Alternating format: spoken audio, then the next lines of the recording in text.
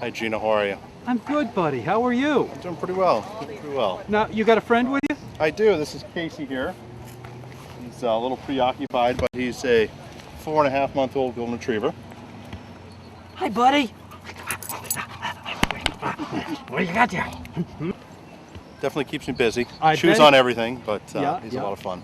So, what's going on with you these days? You're still working for your dad over at Stover Engineering? Yep, still working there. We're a little slow right now. Yeah. Business is slowed like down. everybody. So I've actually been planning on doing a little trip, seeing as though I've got a little more time on my hands these days, and the trip's going to be the long trail through Vermont.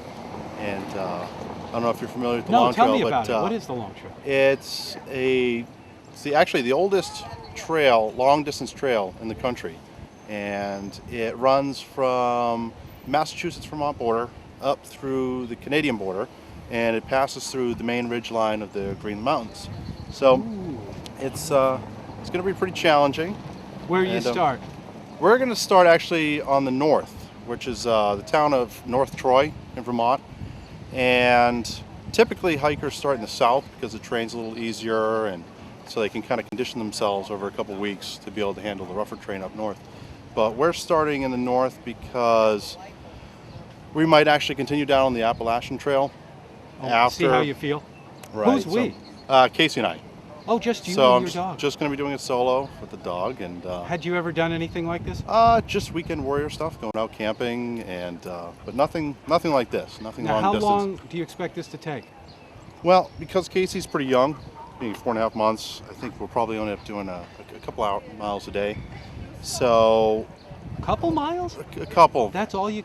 That's all. Huh? At the beginning, it's going to Okay. be. We're going to be doing a lot of inclines and Oh, I didn't declines. realize So that. it's Is it that steep up there? It's we're going through.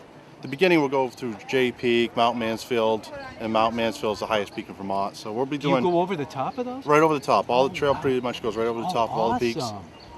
And yeah, so I think it's going to be slow going at first, and then we'll condition ourselves. We'll work up to it. But I'm thinking it's going to take us probably 2.5 months, maybe 3 months to do the whole trail. And That is so it exciting. is pretty exciting. Now, It's- why did you choose just to do this solo, or with just you and the dog? Why wouldn't you want to take somebody with you? Well, I think it would be great to have somebody with me, but to have somebody who can make that kind of commitment and be able to take that time is tough. I asked a few people, but unfortunately, there isn't anybody else who has the time to be able to do this. There are a few people that want to join me along the way and do like a weekend trip, meet out, go for a little bit. But yeah, so it's just going to work out. We're just he and I. It's going to be nice. Now, how much planning did you have to do something like this? It's been planning for a couple months, Yeah. and got a few research guides. Yep. The Long Trail, or the Green Mountain Club, puts out a long trail guide and a long trail map, and in conjunction with those two, they put out a Ender's guide. So it's something specifically geared towards someone like myself who's going to be out potentially in the wilderness looking for mail drops to be able to pick up food rations and And I other was going to ask supplies. you, now how does that all work? There are a couple spots along the trail that different businesses and post offices, you can send yourself a package, and that way you can essentially get more food and Oh, keep continuing well, on. how long between places where you can actually go to a store? I mean, this trail, doesn't it cross roads sometimes? It does cross some roads. Essentially, what I'll probably end up doing is having 4 or 5 mail drops, and then along the way, if I'm within 4 or 5 miles of a town, I might stop in town, reprovision. But I'm going to have my dehydrated food essentially sent to these 4 or 5 Oh, different you're going to spots. eat that kind of food? It's going to be great. Why do you want to? Why would you just do? It's all part of the personal challenge, getting out there and just getting close to the land and kind of testing myself and seeing what I'm made of, I guess. Really? Now, I mean, not everybody that does the long trail has to eat the freeze-dried food. No, but it makes it a little lighter on me because I'm going to be carrying his food as well. And So you have to carry cans or dry food for him. right. He eats dry food, and so with that, and because we're going to be doing the shorter distances, I'm going to bring a little bit more weight in books, so I'll have some luxury items with me. But the freeze-dried, it's essentially the easiest way to get all the nutrients Right. without trying to stop in stores. Because I go into a store and I might just go get candy bars. You know, you probably will though. So that's what I'm going to try and What's avoid. wrong? You don't want to do that though. Well, we want to get a proper mix of fats, I see. carbs, and protein. So that would just be too high on the carb list. So simple Have sugars you aren't good. ever heard or talked to anybody that's ever done this before? I've talked to a couple long distance hikers. Yeah. And they recommend definitely starting off a little slow, Yeah. working into it, making sure you have a good pair of boots, letting someone know what your itinerary is along the way in case anything happens. Yes. Do you take a cell phone?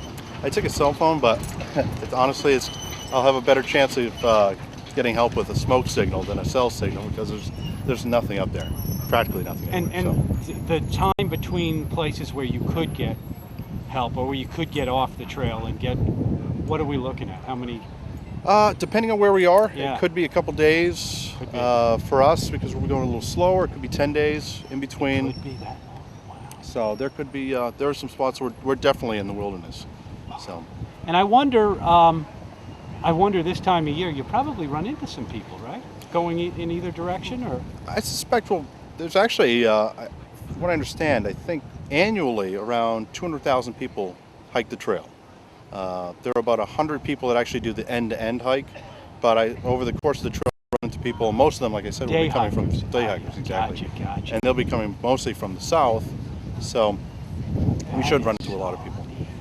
At the beginning, though, we won't be running into as many people because the black flies are pretty heavy in the North Woods.